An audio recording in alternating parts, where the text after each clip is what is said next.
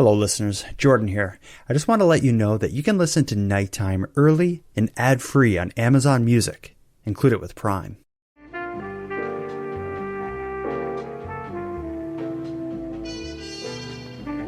You are tuned to the Nighttime Podcast, focused on the fringe of Canada.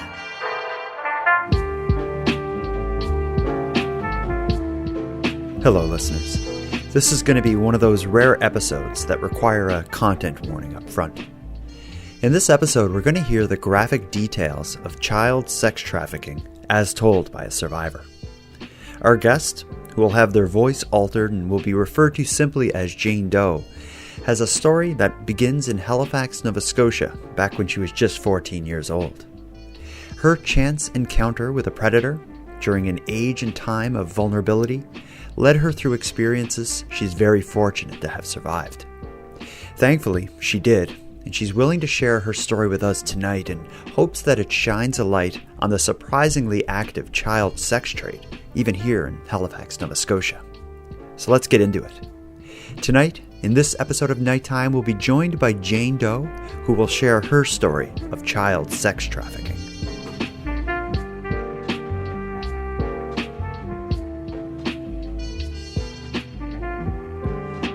So let's start in present day, because what we're going to be mainly talking about is something that happened years ago. But let's start present day and tell me a little bit about your life now. So I'm married now. I have a young child, and really I just I work in a helping field.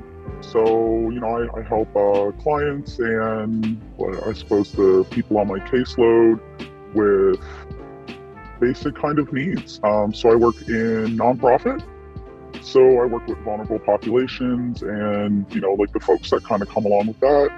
So I hear lots of different stories, myself just with my own lived experience. And so I grew up as a child of the system. So, with all the kind of struggles that can kind of come with that and, all the barriers to being that kid, in the system, I've had clients who've been able to relate to me really well. So I kind of think that that's my little superpower. In talking about it now, it all seems normal, but as we get through your story, you being where you are, even you just being alive, is a massive success story, but especially considering what you've made of yourself and that you've been able to turn a really difficult past into almost like a superpower, as you described it, for helping other people. So before we get into your background, do you feel as lucky as I see you to be? Do you feel like you've overcome something, very difficult? Yeah, I definitely never would have guessed that I would have lived to see my 30th birthday, let alone, get to have a child and be married and live my life with somebody who really doesn't, he doesn't care about my past. He knows everything about me and still loves me anyways. And, I couldn't have asked for anything better. Well, let's get back to it. Not back to your past. Let's go back to your past. Yeah. So you describe being like a child of the system.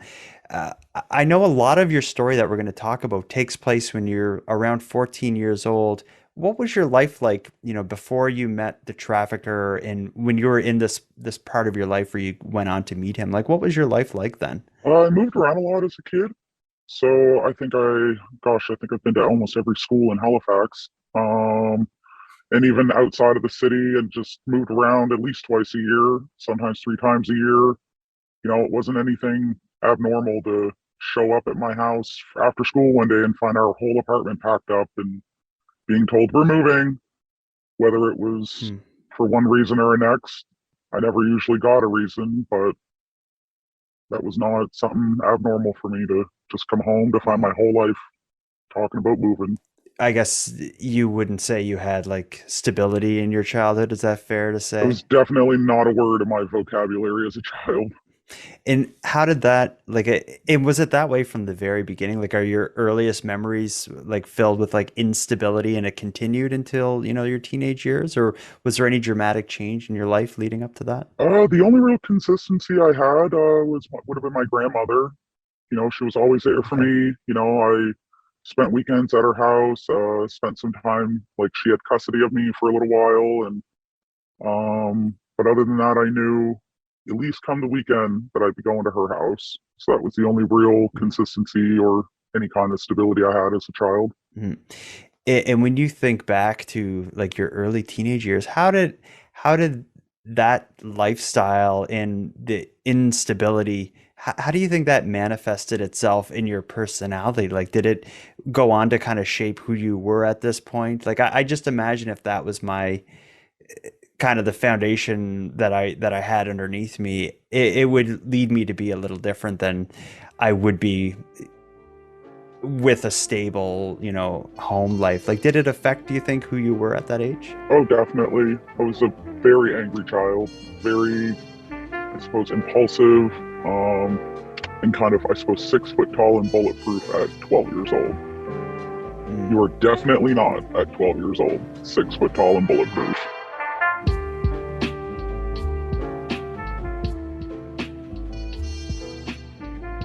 Let's get into what actually happens. Now, I know a little bit about your story, but very very little. Just the basics, enough to know how disturbing it is that something like this can, and I'm sure regularly does happen here in my city of Halifax. So maybe tell me about how you first went or first came to meet the man who would eventually be your trafficker. How did you meet this person?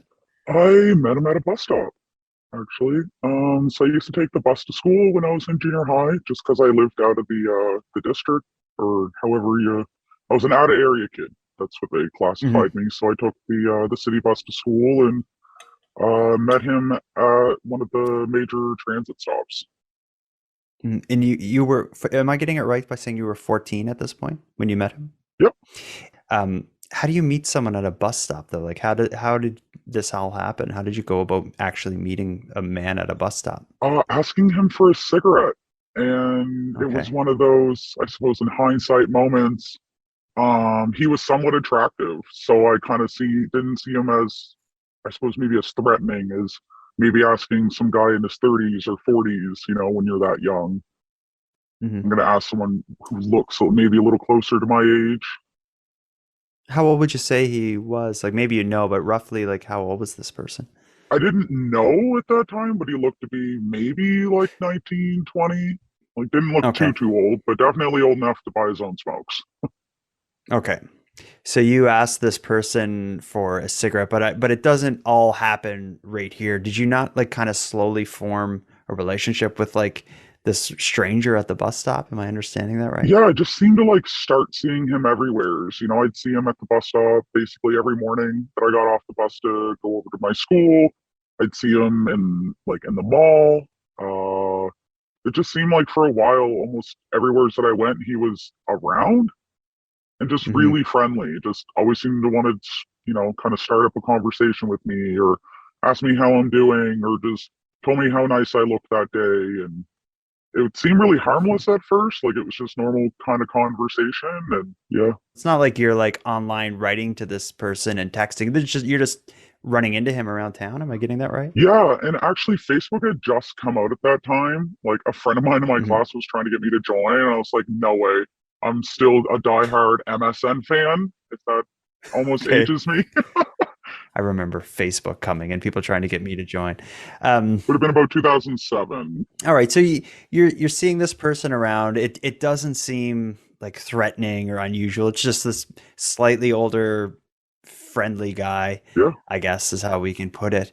How did it? But it eventually gets to a point where it becomes more than just like a friendly stranger, and it becomes personal. Like, do you recall how it got to the point where you would actually be going places with him as a 14-year-old girl with, a maybe 20-ish-year-old guy?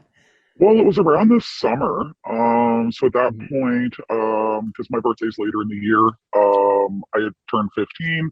And then come the summertime, I had seen him and we exchanged phone numbers at that point. So he was texting Mhm. me and said, "Hey, you should come down to my apartment and come party, come have some drinks, and you should bring some of your friends if you want." Like it seemed very like non-threatening. It wasn't come alone. It was bring all your friends and totally feel safe. And like if you want, I'll even pay for your cab ride.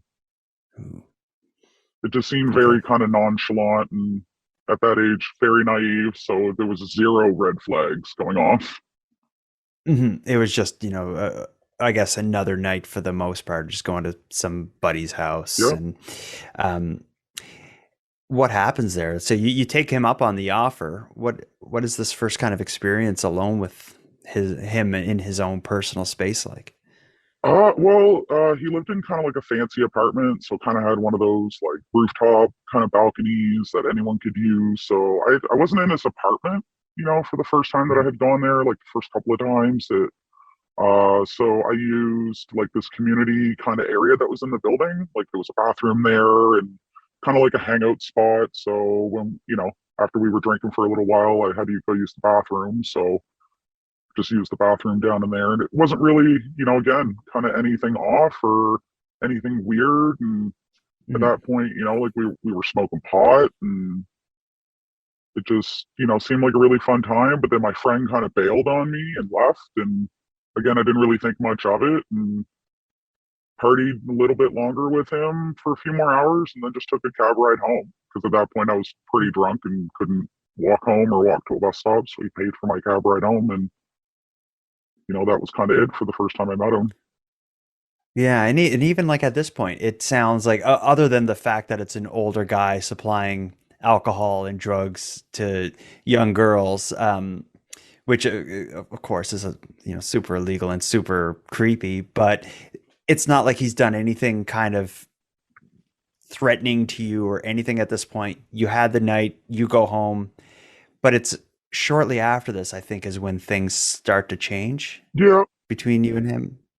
yeah, just, that night and, just meeting up with him after that to just kind of hang out and, like I did a couple of favors for him and it wasn't anything like sexual in that kind of nature, but like at that point, but then it became, well, now you owe me for, like I got you a bunch of clothes. I've given you a bunch of drugs. I've paid for cab rides home.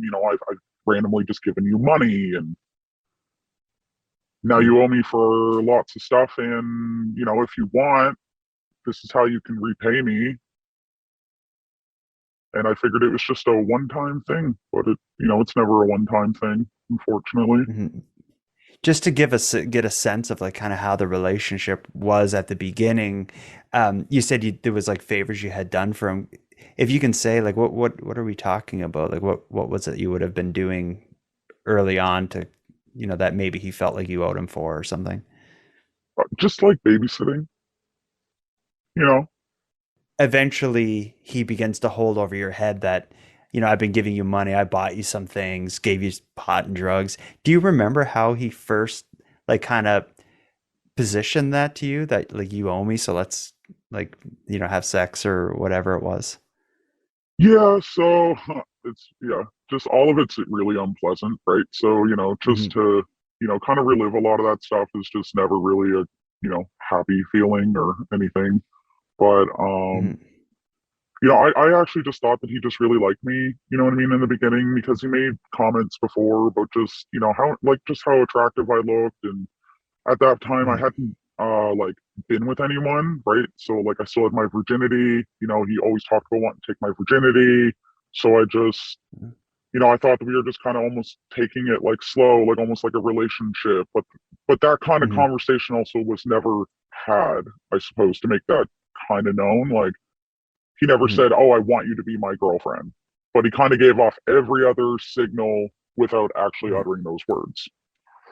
So I just I thought, understand what you mean. so I thought when he bought me clothes or he bought me things or took me out or gave me rides places, just to go for a drive, I thought it was just because like he liked me and it was kind of part of the relationship, and it seemed like Hmm. I could feel safe with him and tell him all about how messed up my life was at that point and how I basically had nobody and The thing, again, in hindsight, that's probably where I fucked up, was telling Mm-hmm. him Mm-hmm. basically how vulnerable I was and how easy it was going to be. Had Target written all over my face. Okay. So in your mind, as you're getting to know him and spending time with him, and again, he's like an older guy who has some money and an apartment stuff. So that was probably kind of cool as a 15-year-old girl and stuff. But like in your mind, it was kind of going that way where this guy may become my boyfriend or something. Like, is that kind of how you saw it? Well, yeah, and where he knew I hadn't, been with anybody at that point yet. I wanted to make sure that my first time was special, and as cliche as it could sound, I Mm-hmm. thought that that's, happened, and that's definitely not the turn that it took. And Yeah. Um, so when he eventually propositions or presents it to you in a way like, in exchange for the things that I've done, we can have sex. You saw it not so much as I guess maybe you in your mind were kind of mixing. It's kind of like my boyfriend, or he's kind of becoming my boyfriend with. It's just going to be one time, and then we're even. Like, how did you kind of? I'm just wondering how, in your head, at that point in your life, that was something you were able to do. well, he had convinced me, that I should basically prostitute myself in order to pay him back, but he could keep me safe, right? So, he could be my pimp and, you know, set up all my dates, or I suppose whatever you want to call them, like calls. Mm-hmm. But he had to make sure that he went first. Okay, so right off the bat, it got right to that point as like, you can pay me back by letting me sell you to other people, but I'm going to do it for. Is that like it went Yeah, that deep right off the yeah. bat? And it was I get my turn first. I think I'm surprised that his kind of moving you from like friend into like, I'll be your pimp was something that happened that quickly. Like, was it anything he did? Like, was it a situation where he brought it up multiple times, or was it just, this is what I want to do? No, Will you do yeah, it? it was basically just, here it is, and this is the only way that you can pay me back. You can't go to work, so you can't pay me back, from some traditional job, and you owe me, thousands of dollars at this point, and you're never going to get it paid back. So, you can do it this way, and it'll only just be once. But then it wasn't just once, Mm-hmm. because it's not enough money. Mm-hmm. And then, brought up, I know where you go to school, and I know where you live. And, don't forget, I even know your route home, and I know, all your friends, and I know where they live. And, you know, Oof. it became pretty dark pretty quickly and pretty heavy pretty quickly. Okay. So the first time is with him, and then and then from there, was it like, was he connecting you with like his friends, or like how did it turn into to it becoming almost like a business that he was running, preying on you or using you as, well, trafficking you? Oh, well, that's actually when I found out about the other girls and that he had already had a full blown business. So he had already had clientele, and already had clients and guys lined up. And yeah, I don't want to call them men because men don't sleep with children. Mm, okay. So I guess once this started, the wool that was over your eyes was just pulled off, and you saw like, I'm in this. Like, how, like that must have been a start, like big revelation to realize like, oh shit, like this is, what am I walking into Yeah. here? And it was, Mm, good luck telling anyone, and good luck telling your school, good luck telling, the social workers that are in your life, good luck telling your, parents, like anyone's going to care. And if you tell anyone, they're just going to make you move again. Like you're just going to get uprooted again, and I'm mhm, still going to find you. And it didn't matter. And I wholeheartedly mhm, believed him at that point. mhm. But at this time, it's not like you're like living with him or No, anything. How was he doing this? And especially if your mom was so on you about when you got home and stuff, like how was he able to make you do this stuff? eventually, he met my mom. So he came into my house, introduced himself to my mom as my boyfriend. I don't know why, still this day, I don't understand why she just never seen it and just kind of never realized, like, also, why is this older man, around my younger daughter? And, he brings me things too. He used to bring her a pack of cigarettes or bring her pills or whatever and just say, here, like it's just for you, like being really polite, really just, you know, but anything that he gave her, I owed him for. So I dreaded any time he Mm. ever went into my mom's house because it just became something else that I owed him for. It was like a running tally. And eventually it wasn't anything weird to my mom anymore that I just stopped going to school and I was just spending all my time with this really nice guy who obviously can provide me with everything. Like that's how she kind of seen it. Wow. Okay. And of course, as you said, she was getting some things that would be attractive to her, like free stuff. And if she was an addict and stuff, like Yeah, I guess he recognized that and was preying on that as yeah. well. So it was Um, nothing for me to just disappear and be gone for weeks at a time, sometimes a couple of months at a time, not speak to anybody, okay. not go to class anymore, nothing. And meanwhile, you'd be with him staying at his Yeah, place. Is that how that was happening at this yeah. point? And how quickly from when he first when he first presented this, life to you, or this kind of way to pay him back to you, how quickly to go from that to you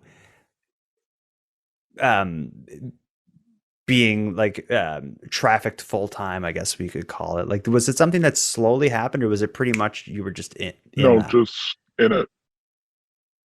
Like Okay. within a few days, like of being 100%. Like he'd pick me up from school first thing in the morning.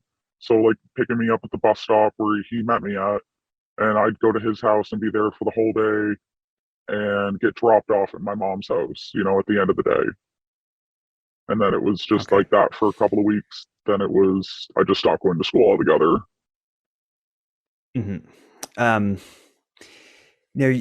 at the time, you're a 15-year-old girl, so certainly the people who are coming understand that you're underage, or at least they should, unless they're intentionally ignorant about it. But what was like, were these people that you were meeting, like, what was that like? How did they talk to you, or did they talk to you? And was it known that you were underage to these Oh yeah. people? And a few times I even just blatantly opened my mouth and said, "You realize I'm a child, right? Like that I'm a minor. I'm very much underage. Like it's not like I'm 17 almost, like that couple of days shy of my 18th birthday. Not that that matters, but it's not like I was close to Mhm. 18 or 19. Like I was 15 years old. And disgustingly enough, it made most of them just extra excited. Okay. um from my point of view, it's hard not to think of this as something from, like, another world. But then when I put myself in it, that I know all too well that stories like yours, they're not rare. And it's something, like, especially in my case, I cover a lot of missing persons cases, and something that comes up a lot, especially when it's a missing young woman, is human trafficking and sex trafficking. And like the story that you're describing is, like, it's so easy to see how that can spin in the wrong direction. Like, did you feel like, as this was happening, did you feel like you were in danger? Like, certainly you knew what was happening wasn't right, but did you feel like you're in Yeah, danger? 100%. Like I knew, like I just knew it. Anytime I walked out of my house, like I just instinctively looked at, because like I lived in, I suppose like a housing project, like at that time. Hmm. So I'd look outside and there'd be, there's a couple of driveways, so there's one long driveway and there's like all the houses and stuff. So there's tons of cars sitting there. I just instantly am scanning all the cars to look to see if his car is sitting there, and 9 times out of 10 it was. Hmm. Or if I actually got to go to school one day, so I'm sitting in class and I'm looking out the window into the parking lot, and just on the other side of the parking lot to the street to see if I can see him there. Hmm. It just And if you and if and he would just be like get in. Like he had full control over you at Yeah, that or point. he would send me a text message, because he'd be there in 5 minutes and said, you better be outside. Don't make me come in there and get you. Was it more than like was he actually violent with you at this point? Was it more than these kind of threatening messages? No, he didn't need to physically be violent with me. Like he used to throw things at like in my direction. I don't think he ever meant to like actually hit me in the face. Because I mean, if he was to, I think physically, harm me in that way, it would hurt his bottom line. Hmm. Nobody's going to want to pay for somebody who's beaten up.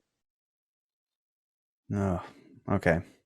It's something else I'd like to talk about too is like I think one of the ways he was controlling you was through drugs.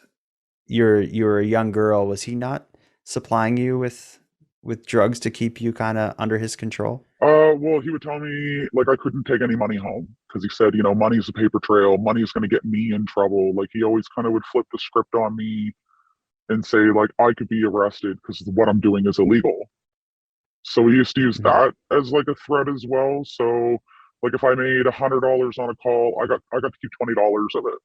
And then on, that Mhm. $20 I got to keep, oh yeah, by the way, don't forget, you know, you owe for, you got pills earlier.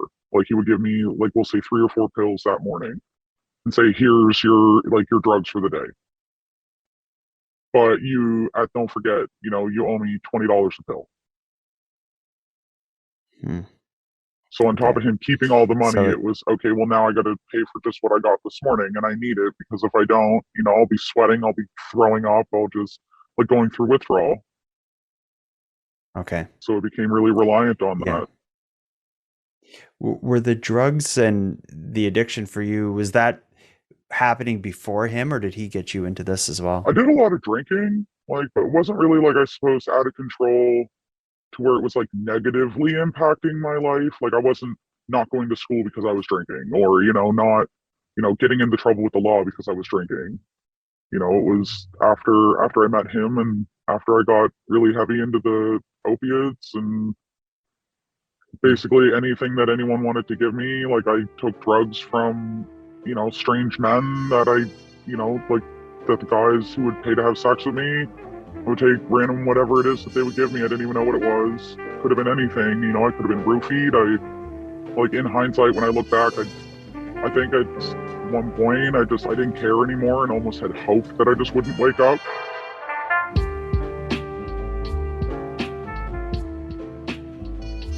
Was this happening like in hotels or was this all like out of his apartment that this was A happening? couple of apartments that he had, but mainly hotels or at the guys' homes themselves or in their own hotel rooms. Like the guys would get hotel rooms and calls, so those would be out calls.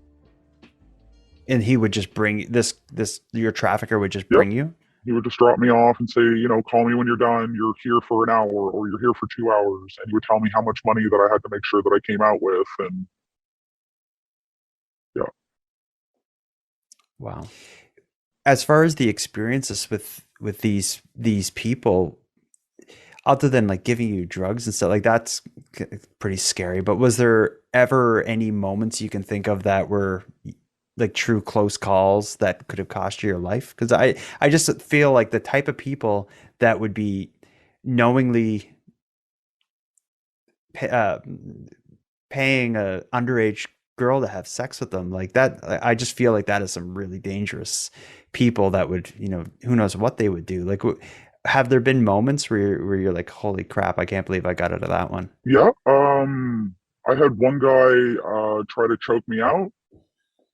He left like bruises on my throat, and so my trafficker got mad at me for that because he told me I had to let. That was your Yeah, fault.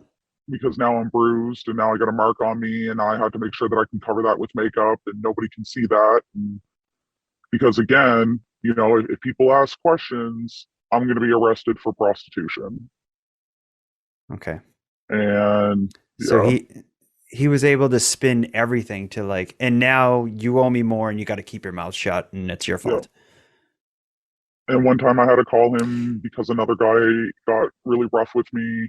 And when he had to come and quote unquote rescue me, he got really angry with that. It screamed and yelled at me and said, it's my fault yet again, and I'm such a wimp and, I need to get a thicker skin and I need to be tougher and he can't always be there to rescue me.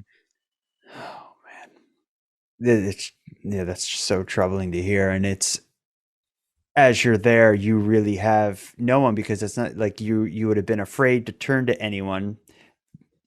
You obviously you don't trust him, and you realize he's the cause of all of this. How did you feel? Like if you think of kind of the darkest points when you're in the middle of this, completely under his control, addicted to drugs with no one else to turn to, like how when you think back to those days, how did it feel, especially as a 15-year-old? I can't imagine living that life at that age.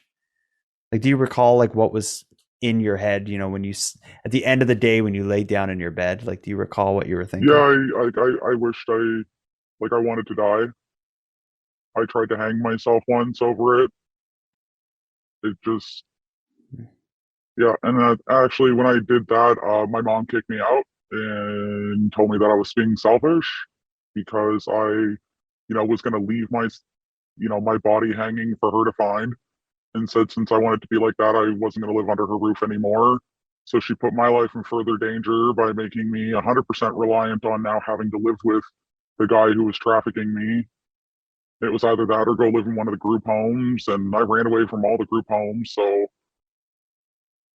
and then now I become, one of the missing kids, that you see on Facebook now, like the ones that are part of the system. Like you can tell from the photos that they take. Hmm. So I just think now, like, had there been social media back then, it makes me wonder, like, would people have noticed? Would they have noticed that I was missing? Would they have seen me because they see me around the city a lot, or see me with this one guy a lot? But then it also makes me wonder, would people leave the same kind of hateful comments under my photo that they leave under the photo of the young girls that are missing now?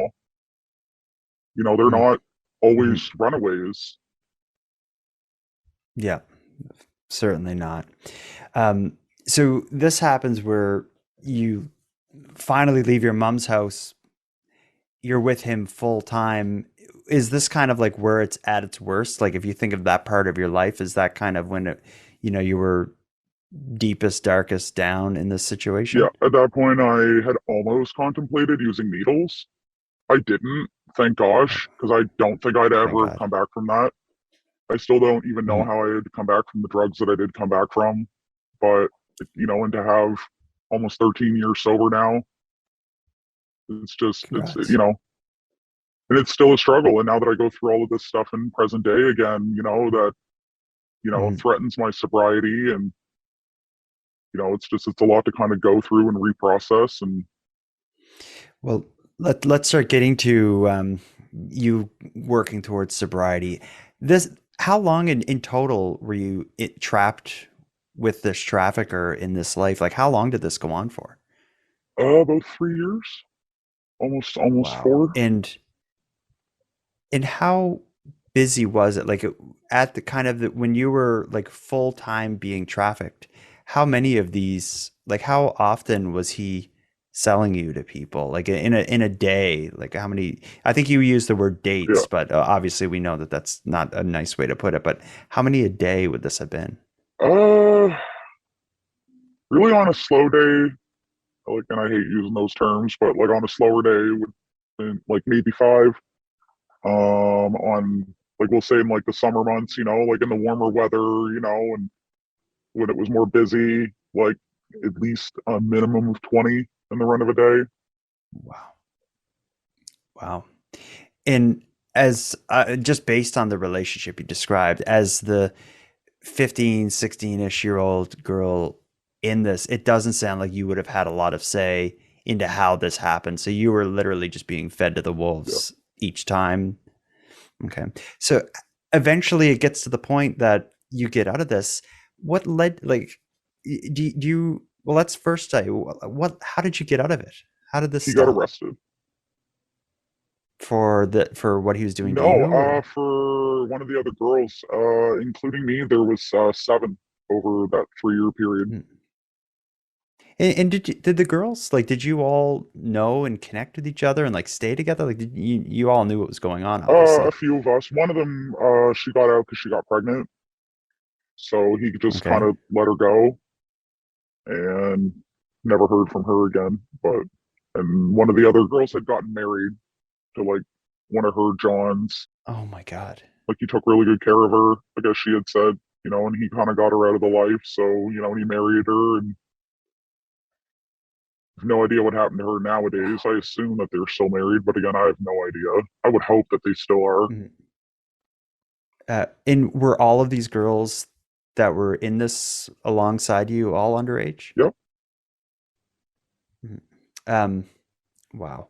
So you say one of them, he gets arrested because of one of them, something that happened with one of them. Do you know, like even vaguely what went on, what led to his arrest? Uh, I know that it was one of the girls, like, because he actually kind of dated one of them, like, and I only really use dated, maybe from better word is like play favorites, so he kind of Okay. favored one, which, and I hate using like, the way that it's going to come out because it's just going to make me sound maybe awful, but he just kind of laid off of the rest of us a little bit more, and he kind of seemed to like Mhm. play favorites with her and like she got, like most of the calls, for instance. So none of us really had to do any anymore. But he actually, I know, got physically violent with her. Like he almost threw her into Peggy's Cove once. I wasn't there for that, but I had heard about it after the fact. Was that something he threatened Yeah, all of the us. girls with specifically Peggy's Cove or just violence in No, general? well, like a little bit of both, but like specifically with Peggy's Cove, because those black rocks will suck you right out to sea. And And so the threat would be, I'll take you to the Black Rocks at Peggy's Cove. yeah, Well, like this, it and for one, it's a very Nova Scotia threat, but that's very yeah, dark. and he said, nobody would find you, or like sharks would eat you, or just you'd never be found. Wow. Okay. So there's this one girl that he seems to be favoriting. Um, what leads to him being arrested as a result of this? I think one of her friends might have been the one. I don't really know, but I know like somebody connected to her was the one who made the initial phone call to police, and then Okay. he was So arrested. the And yeah, for yeah, trafficking like a young girl. Okay. Um, so he eventually gets arrested. Certainly at this point, though, despite like the rug that's underneath you being a very toxic, dysfunctional rug, but it's pulled out from under you. What was your life like, when your pimp, I guess, if yeah. that's even the right word in this case, is put in jail? Like, wouldn't you have been completely on your own at that point? No, because actually it was just a coincidence. Like a couple of weeks prior to that, because at this point it's almost Christmas time. My mom had messaged me and asked me to come home, that she wanted me home for Christmas and didn't want me on the streets for Christmas. And her words were actually, it's getting cold out. You should come home. It, Wow. And just perfect timing that this all yeah, and happened with. and I got to go home because at that time again he was kind of like I suppose playing favorites, with that one girl. So he didn't really care what I did anymore at that point. So he didn't care that I went home. So I took a cab home. And then that's where I was when I found out that he got arrested. Wow. Um, when he gets arrested, though, like he had this operation going where he was doing this to multiple girls. Um, one of them is involved with his arrest, but did you get involved in this? Like, did you tell the police what happened to you? No. When I actually I was out when I guess the cop from at that time would have been Vice came to Mhm. my house, like to my mom's place and left his card. As far as like, he didn't tell her anything. He just said, hey, can you just get her to call me? I just have some questions. It's just about an investigation. And at that time I Mhm. had a friend shot dead on my street. So I just told my mom, oh, like the police were just questioning everyone who knew him, and that like it's probably just because of that. And I had Okay. called him and I said like, just please leave me alone. Like I don't want to get involved. I can't get involved. Like he's threatened to burn my house down. He threatened, Like he said that he'd kill me, and I wholeheartedly believe him. So like, please don't get me involved. And he was really great about it and said he wouldn't get me involved, and so I didn't, and I never testified, and I never gave a statement, and then he was found not Wow. guilty. Oh, wow. So just to recap it then, so this happens, the police come to you, but with a very soft approach. Like, we just want to talk to you about this, and you straight up tell them, like, I want nothing to do with this guy. And that is because, as you said, he threatened to, burn your mom's house down, kill you, throw you off Peggy's Cove. And the cops were, I guess they respected that. And they're like, yeah, all right, Yeah, leave you alone. And you're what's, like 17 maybe at this point? 18. 18. Wow. Okay. So I'm guessing at this point is when your connection to him ends, but maybe not, because I'm just thinking as well, he is likely in some hot water, and he's probably going to make sure none of you girls say anything about him. After this happens, are you still hearing from him, or was it just Yeah, yeah. stop? No, I did hear from him throughout his whole trial. Throughout the time that he was on bail, like he showed up at my mom's when he was out on bail. Like, and apparently, even though I didn't participate, like I have heard from one of the other girls because she called me and asked me, to like please help her out and testify, and I said I won't. And but she said, I just want you to know, even though I'm not a part of it, I guess the like no contact order at that time was still put in place with my name on it as well, and to like let her know, Okay. like if he shows up at my house, like just know that like I can call the police, like even though I'm not involved, there's no contact order, and I didn't because I was just absolutely terrified, and I just I believed him when he said like I promise I'll never talk to you again, like I'll leave you alone, like just don't get involved. Yeah. So tell me about that. So he actually talked to you about it and asked you not to get Yeah. involved? Do you remember that? Like, how did he pitch that to you? Because that's a big ask of someone you've been trafficking for and feeding with drugs for years. Like, do you recall how he offered this to you? Well, he basically like, and like this is where I just at that time I just didn't really care, and I just wanted it to just be over, and I just I would have, I suppose, eaten up anything you would have fed me. But he kind of came to me Mhm. almost as like, I guess, a broken man kind of thing. He was really emotional and just talking about like I don't want to be spending the rest of my life in prison, and it's not fair. And and he said that if I testified, I would be that nail in the coffin for him, and my testimony would just be so damaging, and I was the youngest one, and he just said like, Mhm. please don't, and you'll never hear from me again, I promise. And So, all right, but in hindsight now, it's like he's scrambling trying to get himself out of the hole that he knew how deep he was in it, and convincing you to keep your mouth shut was something that could have helped save him, I suppose. Was it like you probably felt a little guilty, maybe? Like what? Like, was it the guilty or the fear, or like what prevented you from going through with saying anything? um mostly the fear, really. And at that Hmm. point I just thought, like this may actually be my out. Like, and if this is what it is, and this is what it's going to take, that he's really going to leave me alone. And now that I'm an adult, like a legal 18-year-old adult who's I can make all my own decisions now, like I'm not under the care of nobody. I can finally move on with my life and maybe get a fresh start and not have this define who I'm going to be for the rest of my life. And if it means that I don't testify and I get that in exchange, it was worth it to me at that time. And when I look back on it now, Wow. it's like it wasn't worth it, because he managed to Mhm. turn six of us against that one girl who was brave enough to testify. And And is that what happened? Is like the rest of you kind of agreed, like we're not going to say anything, like screw her for doing yeah, and that? I had heard, again, because it's like a little bit of hearsay, but through one of the other girls that did testify, it was on his behalf and not hers, and to basically discredit her. Wow. That's must be heavy to look back at those decisions? I was just lucky to be alive at that point, and I just kind of felt like, I don't really want to rock the boat, and I don't want to maybe jinx this. And if this is really going to be it for me, and I'm going to get to move on, I'll do anything that it takes so I can just move on and let it go, and let him go, and never think about this again, and move on with my life. And then it's around, like, after his trial, he's found not guilty.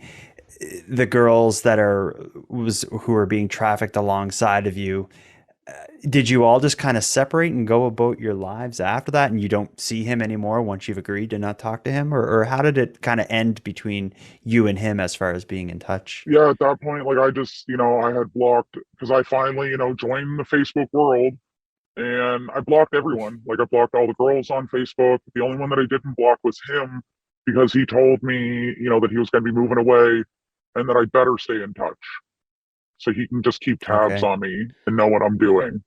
So I kind of had no choice, for a few years there, to like leave him on my Facebook and leave him on my social media, and felt like, I wasn't even allowed to change my phone number, and because I had to keep the same number in case he had to call me. And ended up waking up one day, Wow. like, and this was at that time when I had met my now husband. I just said, what, like, I'm not doing this.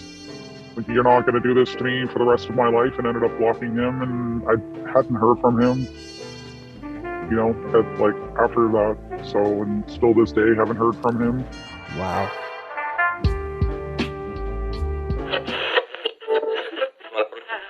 Sorry to pull you out of the discussion like this, but I want to take a moment and let you know about a bonus type episode related to the Nova Scotia mass shootings that I recently posted exclusively to the premium feed.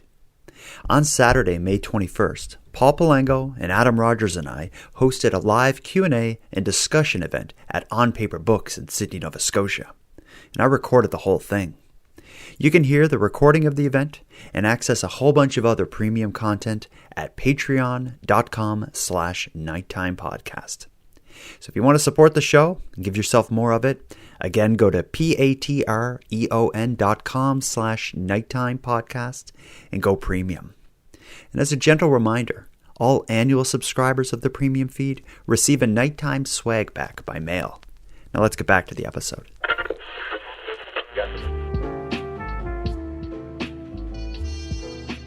We'll get to the present day shortly, but after being through this experience, as we talked about in the beginning, you've gone on to, find yourself in a normal, healthy life with a family and a job and all this stuff. Like, I just feel like the hurdles that would have been in front of you coming out of this must have been so heavy. Like, how was it going through kind of the things people go through in life, having just escaped this? Like, for example, like meeting your now husband must have been a really unique or a really complicated experience for you versus someone who hadn't been being trafficked for years. Like, how did this experience affect you, finding yourself to finding your way to where you are now? Well, with kind of, I suppose, with the PTSD with it all, I went through, this really weird couple of years, like, after meeting my husband, my now husband, was that I felt like I couldn't go shopping, to buy myself clothes without, him coming with me. Like, and that, I felt like, I wasn't allowed to pick out clothing without his input. I wasn't allowed to, cut my hair without his input. My hair was like this one color, because my trafficker made me dye it that color, and it was that color for years. And when it finally came time to getting rid of it, I felt like, like I needed permission, and it was this really weird panic feeling, like not getting my nails done anymore, because like I was forced to always have my nails done. Like I hated having them done, and I felt like this freeing kind of moment where it was, I don't have to do this anymore, but trying to move on in my life, like going places by myself, like I still to this day really struggle with going places by myself. Like, I can't have people like sneak up behind me, I can't have somebody, like, if I don't hear somebody walk up behind me and they say something, like I could literally jump out of my skin. Wow. Even sometimes going to sleep at night. Like I still can't even sleep, to this day, just properly. Just some things got better and some things never changed. And some things got, Hmm. changed for the worse. Hmm. Did you go through any kind of like therapy or counseling to get over, like, because what you've been through is just insane. When I like to read this story and then think about what my life was like at that period of time, it's two completely different worlds. Did you ever get any help for this? No, like I mean, I went to rehab after, like the Hmm. trial was over and I was able to, secure a place and I did 90 days and I did some therapy through that, but I had a lot of just other trauma to unpack that didn't really have Hmm. anything to do with my trafficker, and so I never kind of really got around to dealing with it and figured I just felt lucky to be alive and didn't really want to poke at Hmm. that scab and figured we'll just let it go and kind of don't Hmm. complain was the weird mindset that I had. And I felt like talking about it was almost like Wow. complaining about it. Um, but regardless, 16 years or so pass, you're at where you're at now. And we talked about that at the beginning of our talk here, is you're in a very good spot. But do you feel like you've kind of found yourself and found your place in the world? Or is this still something that's just weighing really heavily on you and, affecting your ability to live your life? A little bit of both. Especially, when I Hmm. first kind of came out about my story a few months ago, and told somebody that I worked with, and then I made my statement with, the RCMP. So I called the tip line, like the human trafficking tip line. And, Hmm. so it's been a little bit easier with not feeling like it's always like sitting in my throat, and Okay. Because you kept it in, like, other than like your close friends, like you didn't tell no, people nobody knew. for years. And even still, like, not a whole lot of Wow. people know. I mean, that's one thing that I've been getting a little bit easier with that I find a little bit healing is telling people, like this actually happened to me, but, you know, I don't know. I'm in a horrible, weird spot where I feel like it is what it is, but, I'm not Mhm, allowing him to get away with this. And I guess since, mhm. I had come forward, others have come forward and some that I know about and some that I guess I didn't even know about. So, Wow.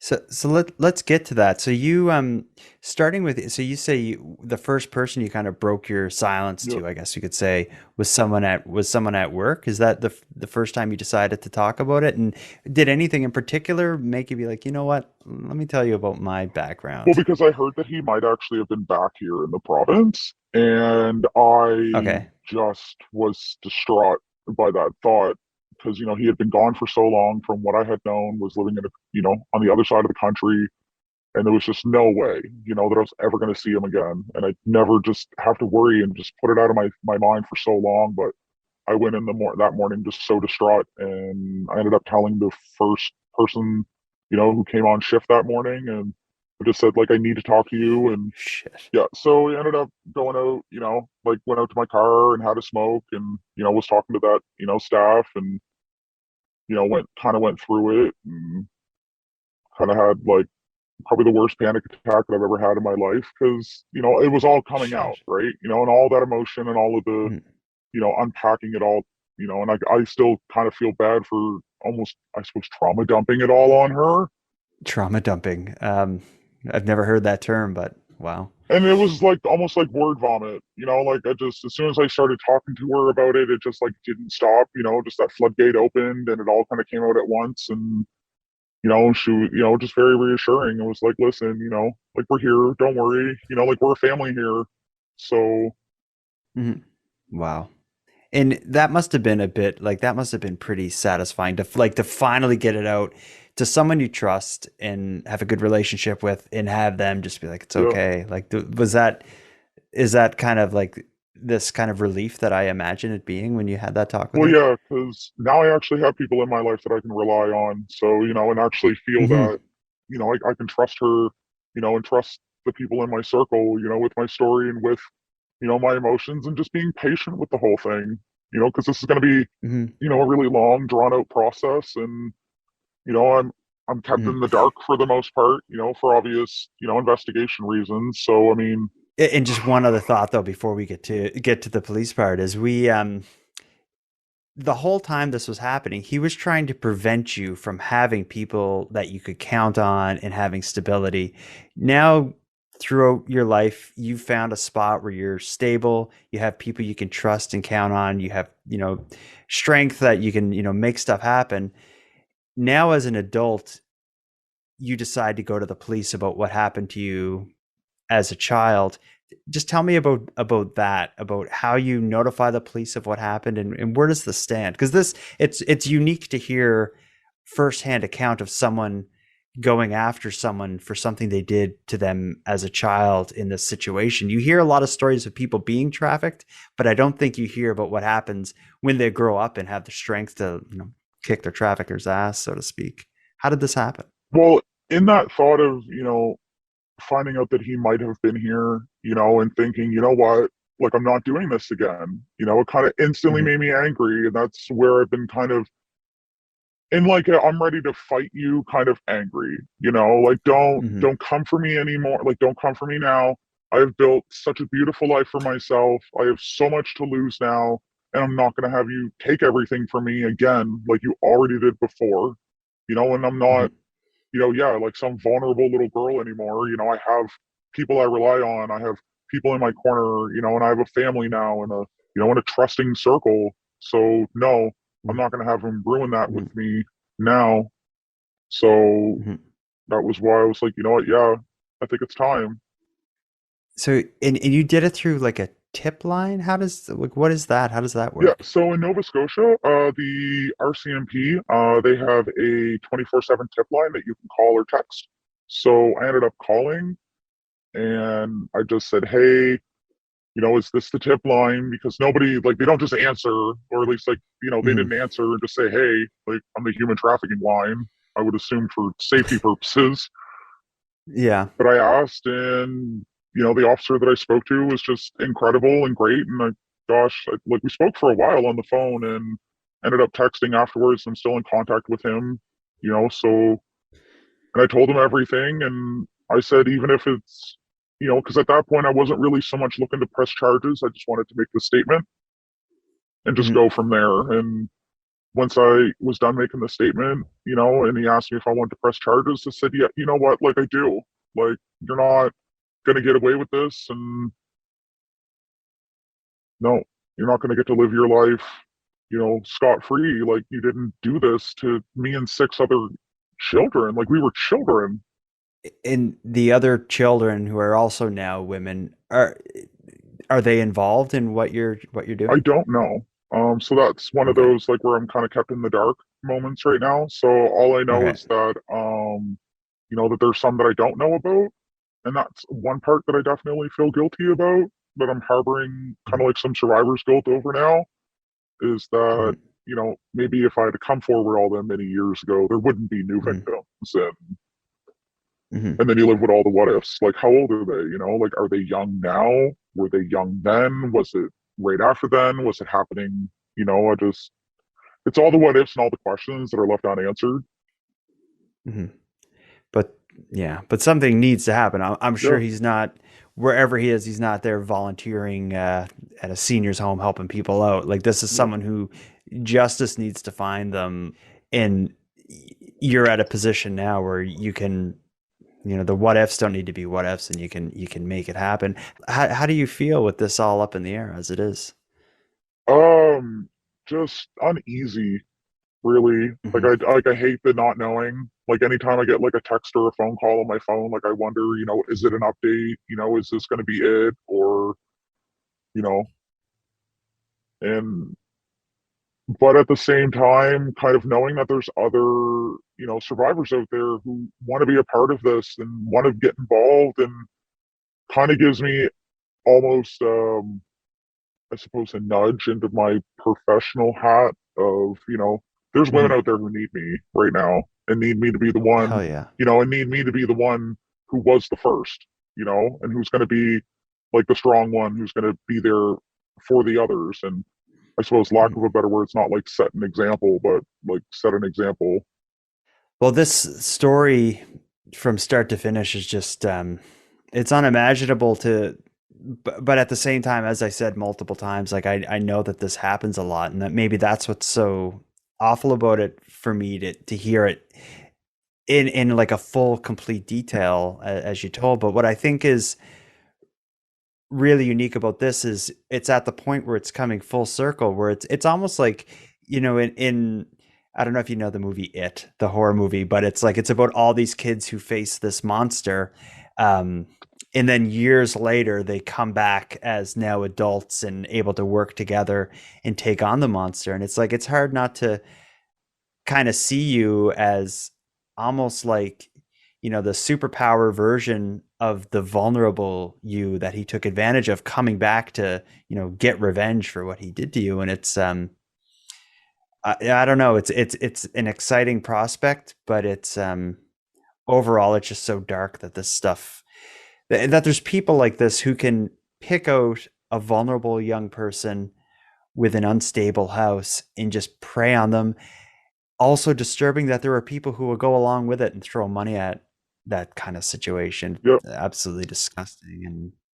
And of everything we talked about, is there anything we don't get into that we didn't get into that you'd like to share with people who've never heard a story like yours, or ever experienced or ever heard from someone going through what you're going through? Is there anything else you want to tell us about? I don't really know. Just, I suppose just be kinder, especially when you're seeing, posters nowadays. It's just with social media, we're able to get out just the word more, and like look, recognize the warning signs, and notice that things are off, with your children, with your friends, with, like your family members, and like just look out for each other, and just, just mostly a message for like other survivors is just to come forward, because this doesn't have, there's no end to this without people coming forward. Mm-hmm. When you talk about the signs, if I had have seen you, 16 years or 15 years ago or whatever, as a young woman or a young child, still an old child, Yeah. a young woman who is caught in the throes of this, how would you have looked? Like what would you have, if I encountered you somewhere or walked past you on the street, how would you have stood out? What would you have looked like when you're in the middle of this? Always wearing heels, like 2-3 inch heels, and like short dresses or short skirts, and kind of almost looking the part, like young girls shouldn't, like, I don't want to, I suppose I want to be very careful with my language, because I'm not trying to victim blame here at all, but young girls at 14 and 15, shouldn't look like they're in their 20s. They shouldn't be wearing, like such heavy makeup. But I suppose that was my day, Nowadays, I see a lot of that stuff, and it's just always in the back of my head that I wonder, when I drive by and I see, a couple of girls at the bus stop, or, like looking in that way, it just kind of makes me wonder, like, are they in that life?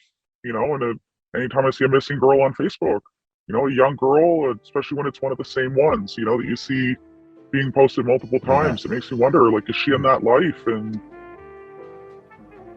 it just, I just don't know when there's ever going to be an end. And I don't think, sadly, there's ever really going to be an end, to human beings selling other human beings, unfortunately.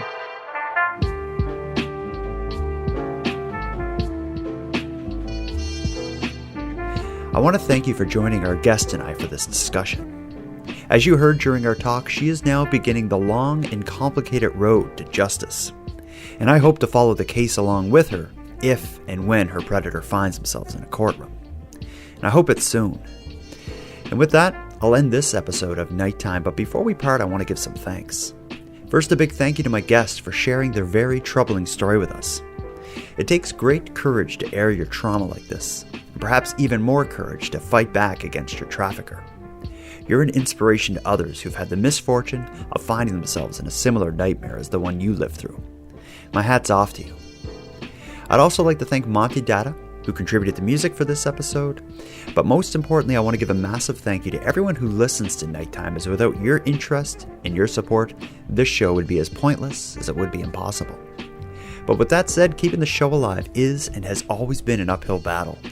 So So if you want to help take a bit of weight off the show's back, make sure you're listening on the premium feed. For about the price of a cup of coffee, you can keep the show alive at patreon.com/nighttimepodcast. And on the topic of the premium feed, let me thank the newest subscribers, Jason, Scott, Kate, and Brad. Thank you for going premium. And for anyone else who'd like to support the show but can't do it financially, you can give me a big hand by simply sharing this episode on social media and letting like-minded friends know what we're doing here.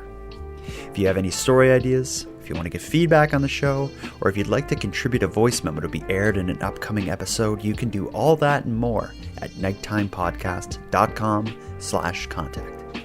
And I hope to hear from you there. But until then, take care of each other, hug your loved ones tight, and let me know if you see anything weird. The Nighttime Podcast is written, hosted, and produced by Jordan Bonaparte.